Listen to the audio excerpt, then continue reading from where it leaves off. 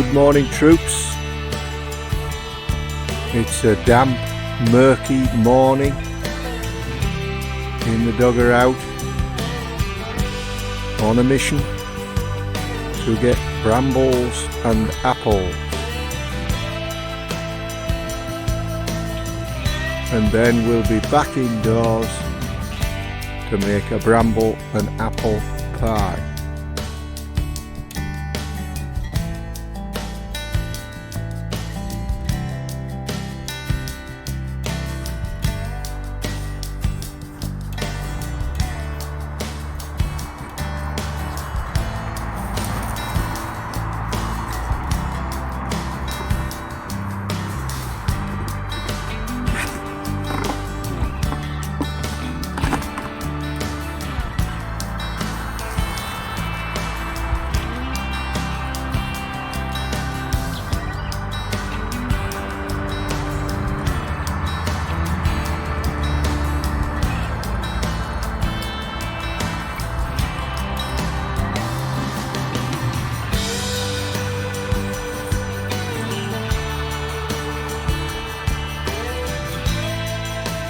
Well, you can see them apples up there in the skyline.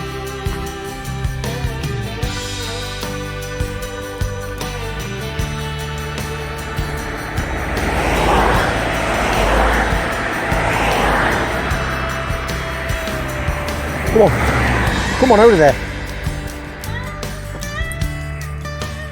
Oh yes, good apple. Alright, that looks like a good apple, good dog. Alright, come here. That's reasonable. It's not that good. Right then, troops, welcome back. Well, me and the dog were out this morning and we picked up some scabby apples, mostly windfalls, and we picked some excellent brambles because it's that time of year. So what we're going to do now is make a bramble and apple pie. So I'll walk you through the ingredients and then we'll get started.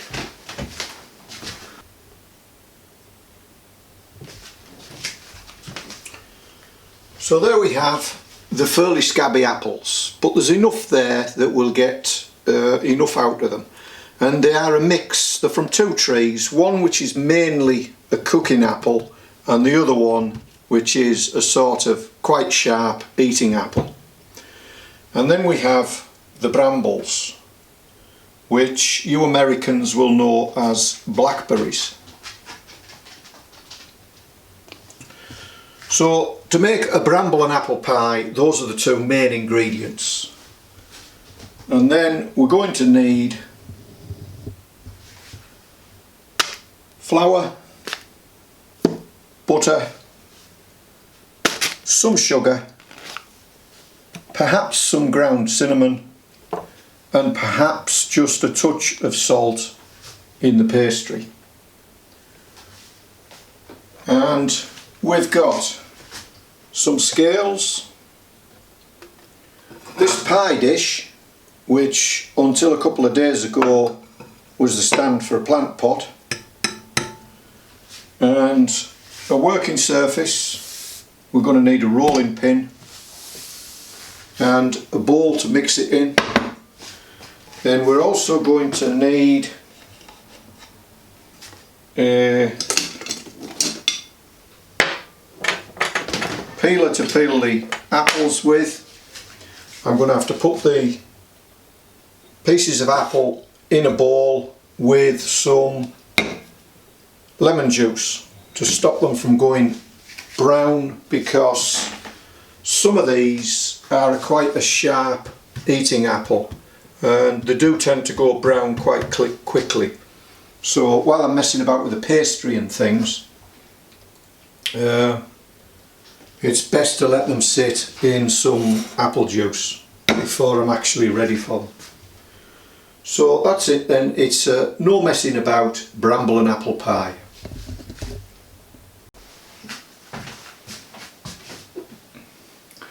I forgot the egg.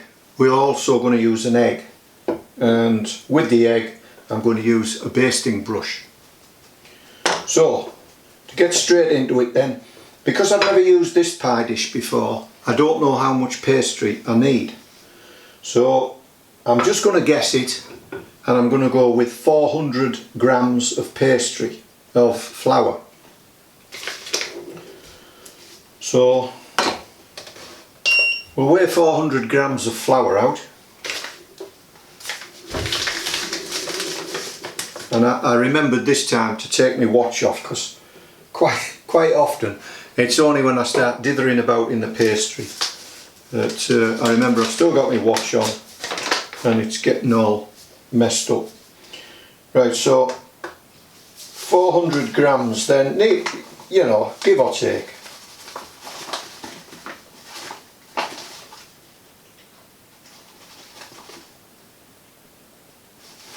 And that 400 grams is about 14 ounces of flour. And as we've now come out of the EU, we're now starting to go back to imperial measurements as opposed to the modern metric measurements. Right. It's quite easy to remember the mix because I've just had half the weight in butter that I added in flour. So I want 200 grams or 7 ounces of butter. So we'll just get that whacked in. Now I haven't warmed this butter, it's still straight out of the fridge, so it's quite stiff, but I don't mind that. I don't think it's necessary to warm it.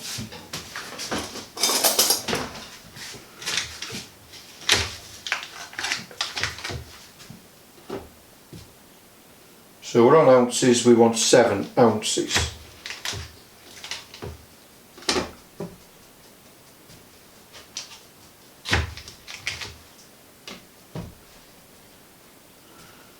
That's just over 6.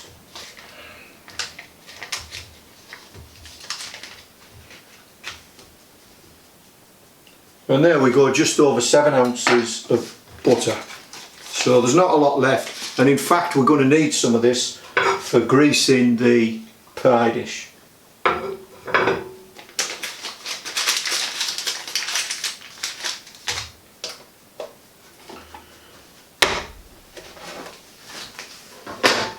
So I'll put that in the fridge for now. And we'll just mix this up until it becomes the consistency of breadcrumbs.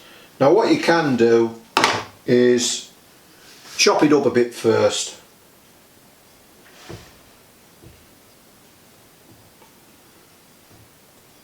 I think I've seen some people grating it, but that's going to make a right mess, I think. So I'll just get on with this until I've mixed it all in and it's become the consistency of breadcrumbs.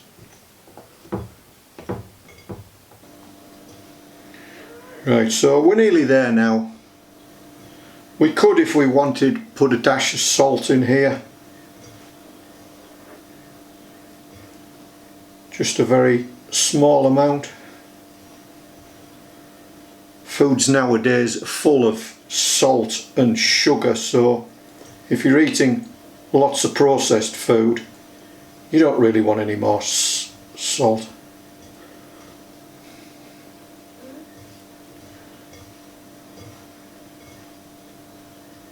I'll add just a tiny amount.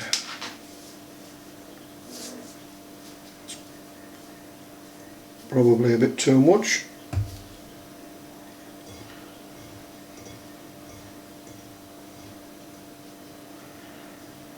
Right, so now I'm just going to add water, actually sometimes, what are you prodding me for? Eh? What are you prodding me for? There's nothing going on that you need to know about. I do sometimes like to add milk instead of water, so I might just do that.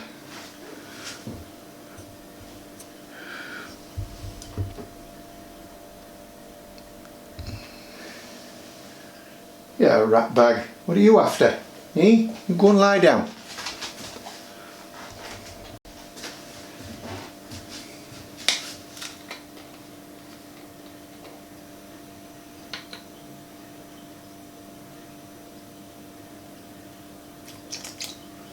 Just add this a small amount at a time, otherwise you're going to end up having to add more flour to dry it up again.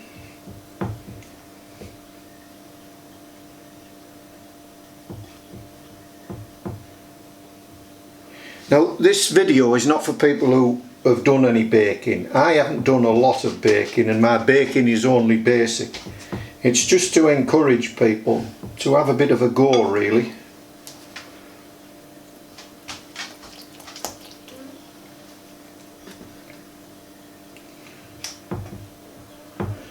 Things are not that critical. There are wide margins for error, so don't worry too much. And certainly don't worry about getting your hands in there.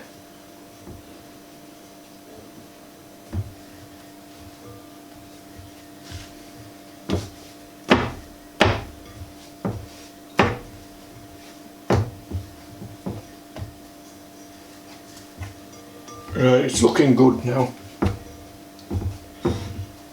So what I'm going to do now is I'm just going to put this in the margarine container that I weighed it in. I'm going to put it in the fridge while I deal with the apples.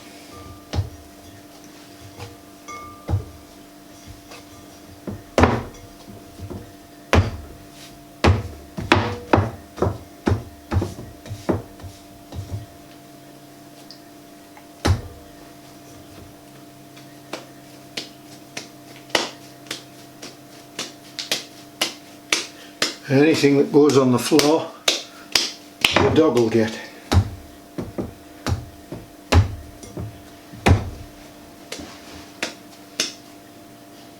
Right, so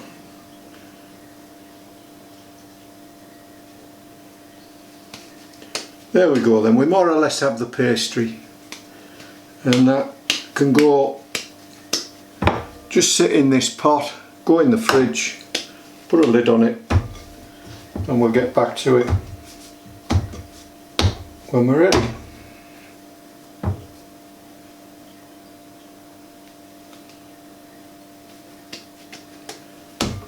Got a little dog hair in there.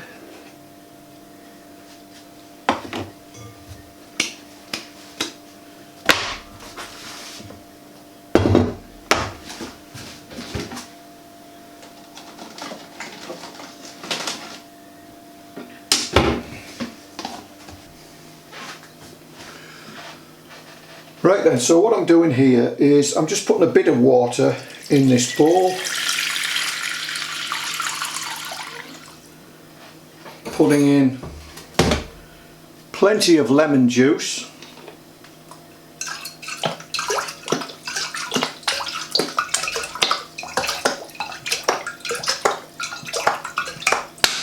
and don't worry, this won't be wasted. This will be poured back into a container and put in the fridge and used over several days.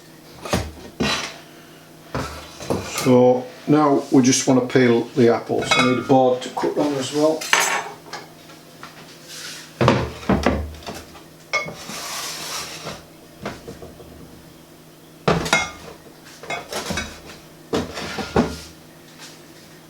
You see, some of these are very badly split. Yeah, so there's going to be a lot of wastage. We don't worry about that because look at that, that's rotten inside.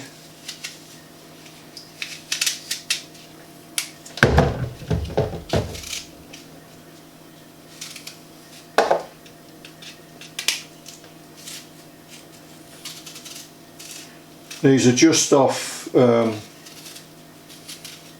growing wild apple trees. So they're not my apples or anybody else's apples. A little bit later on we'll probably get some good cookers which last reasonably well. Now you don't want these cut into too smaller chunks. Leave them in quite large pieces, about inch square pieces.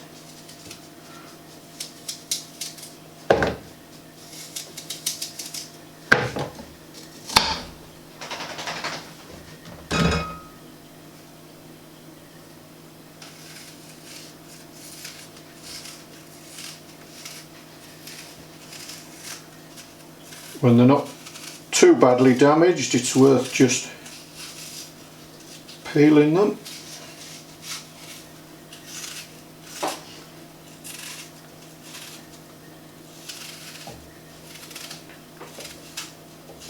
I know there are machines for this sort of thing, but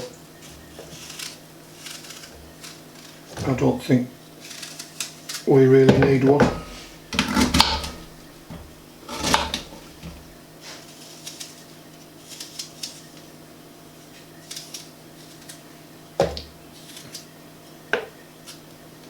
The peelings themselves are not wasted either, because they'll go into the compost heap. If you have chickens, I'm sure the chickens will eat them. Right then, so we've finished the apples. I think we've got enough apple here. That should do for apples. So what I want to do now, I want to get a jug.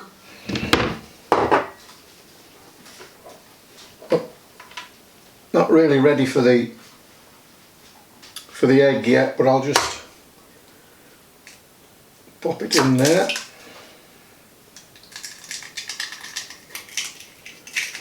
Out the way.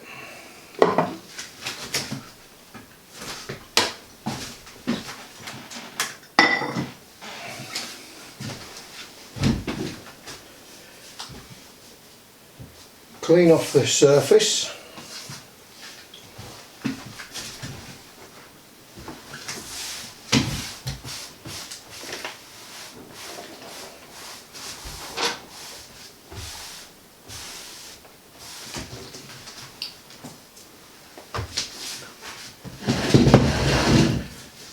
And I'm going to roll out the pastry for the base of the pie dish.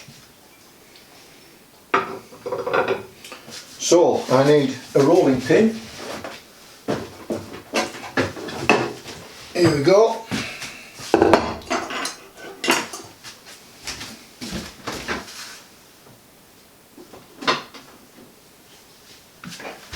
Put our pastry out, which has been cooling in the fridge.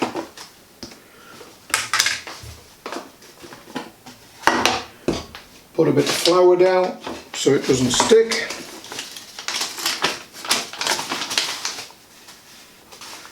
Now at some point soon I'm going to have to put the oven on to start warming.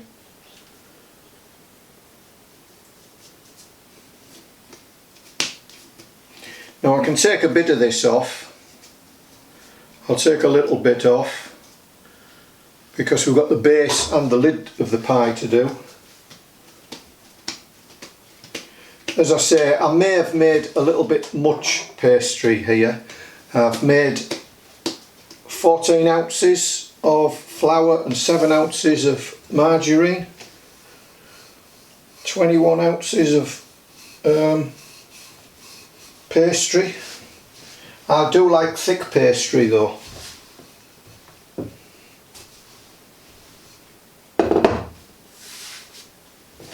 But it doesn't matter if we have more, because if we have some left over, then we just use that with sultanas to make what we call a fly pie. Just roll sultanas into the pastry and bake that alongside the pie. So as long as you make too much pastry, you'll be alright.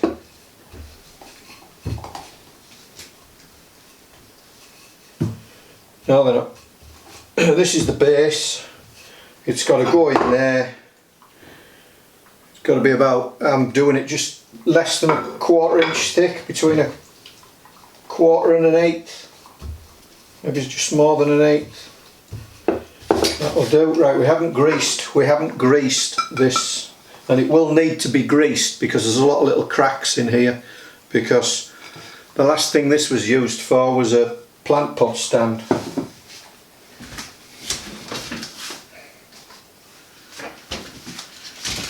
So we'll just take some of our butter, just a bit off in your hand, and just work it all in. The first time I've used a ribbed one like this, so I may get into difficulty getting it out.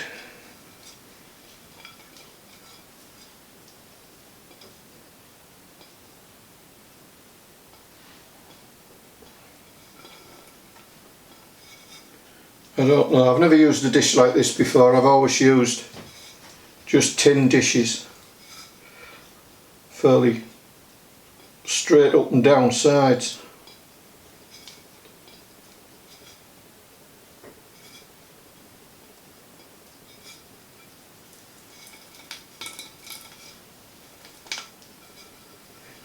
Right, so that's it, greased.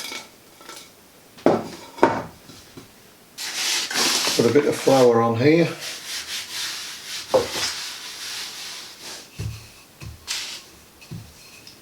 Just roll it up.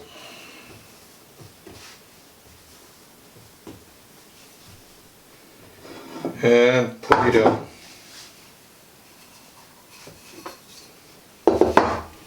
Just ease it in.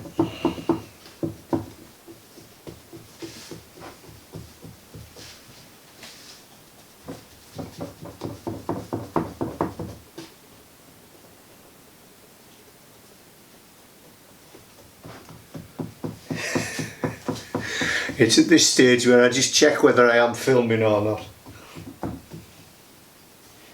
Right, I used to cut it with a knife, but you used to drag it all over the place, so now I tend to just cut it round with scissors.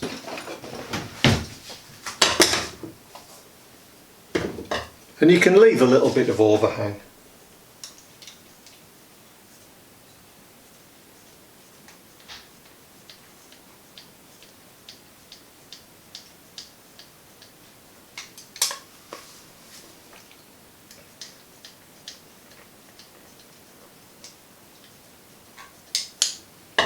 There we go, that's the base. Right, let's put the oven on before we forget. Let's check what's in the oven first.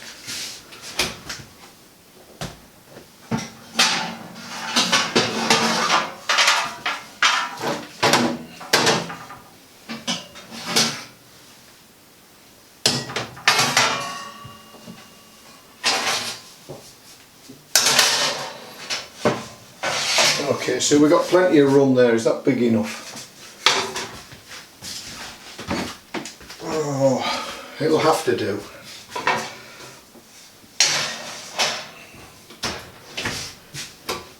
Right, so I'm just going to put it on 150 degrees C just to be warming up. I want it a little warmer than that when we start, but it's alright for now. Right. So now, what I want to do now, we're ready for the top, but let's bring this bowl back into play.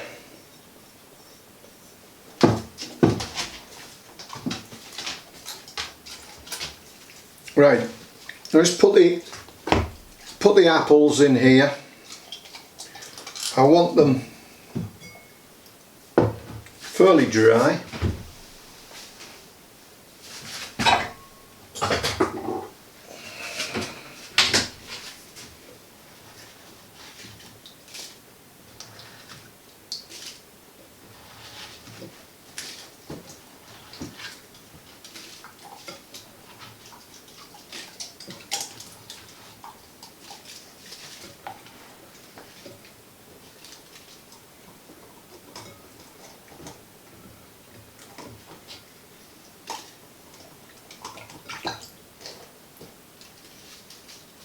If you've got any cuts in you, This is going to sting like mad. It's going to seriously sting you if you've got cuts. Now I want this a little bit drier. So what I'm going to do is, first of all, I'm going to add a little bit of ground cinnamon just to give it a bit of a cinnamon flavour. That'll do. Then I'm going to add some flour just to dry it off a bit.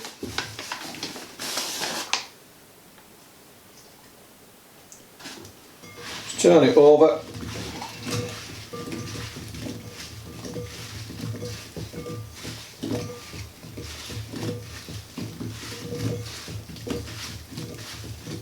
Smell that cinnamon.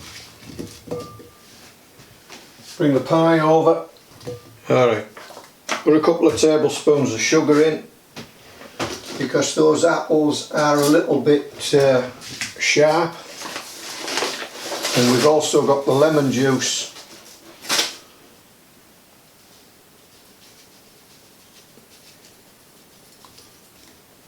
from the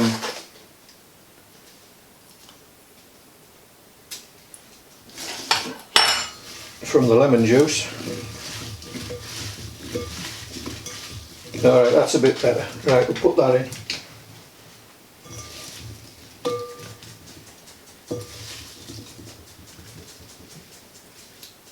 And now we put the brambles in.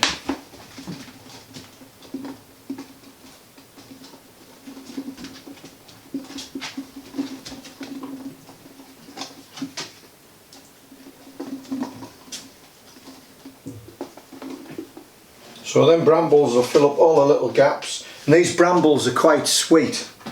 These brambles certainly didn't need any sugar, but the apples certainly did.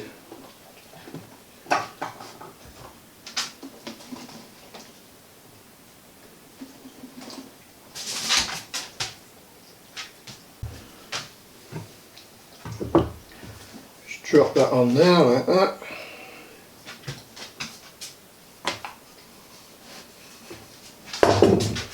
Now then, what I should have done was taken my egg, just mix it all in.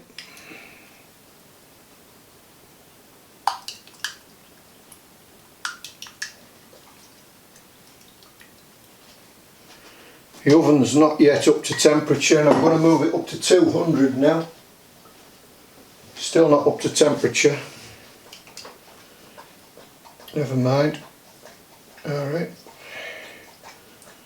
It's just to get the lid to stick to the base.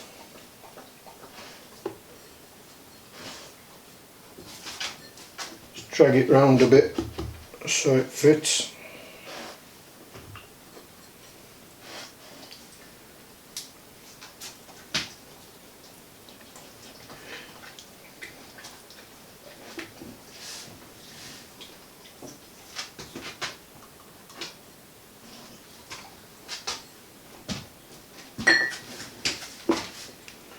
That down there. Okay, we can cut it off.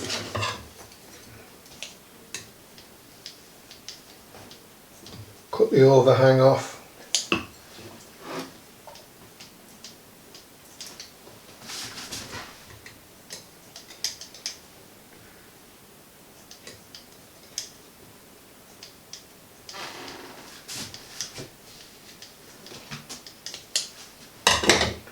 Smell the oven warming up now, so that's good. And then just bond the two, top and the bottom together.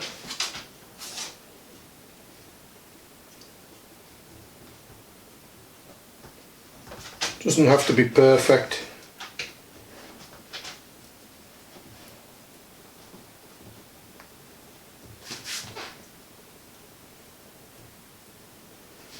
Like that. Now you want, there's plenty of liquid in there, especially them brambles, or as you Americans call them, blackberries. They're very juicy, so there's going to be a lot of steam come out of this, so make sure you've got some good vents in it for that steam to come out.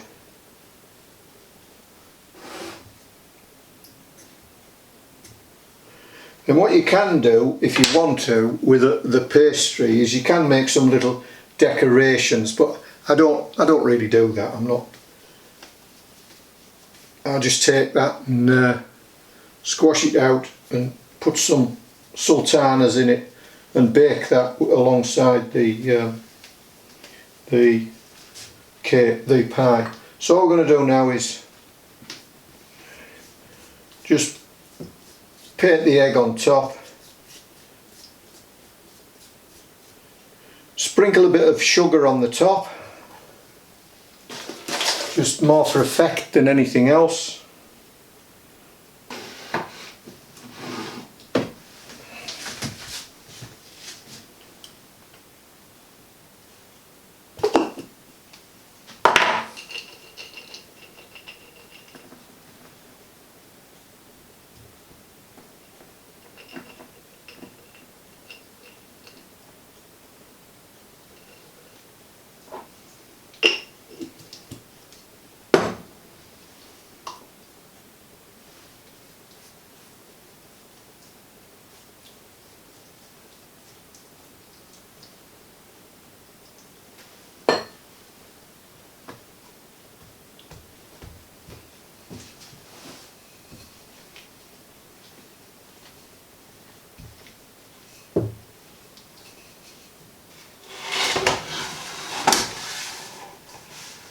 And there we go, we're going to put that in at 200 degrees C for approximately 45 minutes.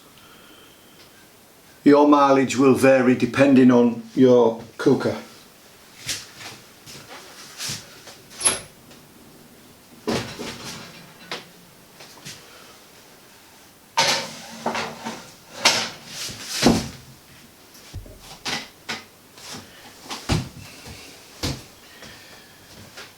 Right, so we are 45 minutes later and I've had time to do all the tidying up, the washing up, and I've even had a shower. So it's the moment of truth and we'll open the oven and see what we've got.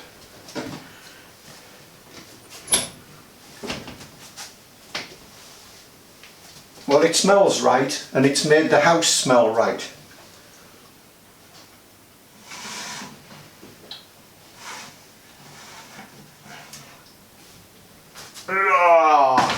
A lot of heat coming through there. Right, we can switch the oven off.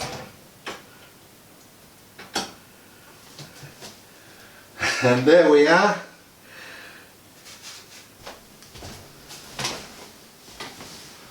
Right, and so the question you're all asking is, well, was it really worth it?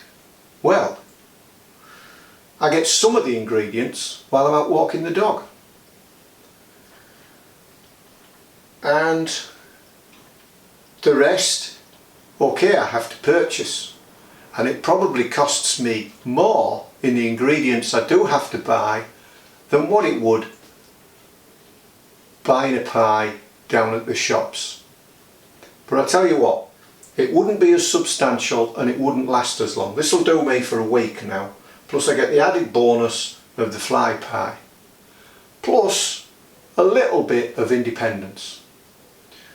So even though you've got all the time it takes, the washing up, even cleaning the floor, you've got the cost of the electric, it is well worth it. Not to mention the smell of the house now, baking pies in the house. There's nothing like the smell of baking in the house. And that pie is just so much more substantial than a bought pie. So to me it's well worth it. But if time's not on your side, it might not be worth it to you. But you need to try it first. Try it first and see. And don't worry you're making a mess of it. You've got large scope for error when you're baking. So I'm just going to let that cool down, and in about an hour's time, I don't know what we've actually got planned for tea, but maybe it'll be some of that, but that will last me a week. Right, so that's it. I do know what the next project's going to be about, but it's always dodgy to make predictions, isn't it? Something else might crop up.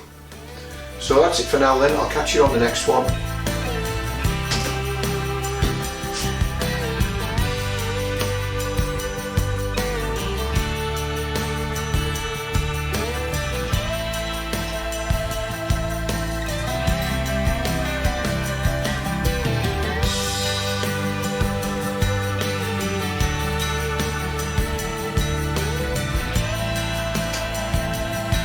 and next week it'll be how to bake a plum pie.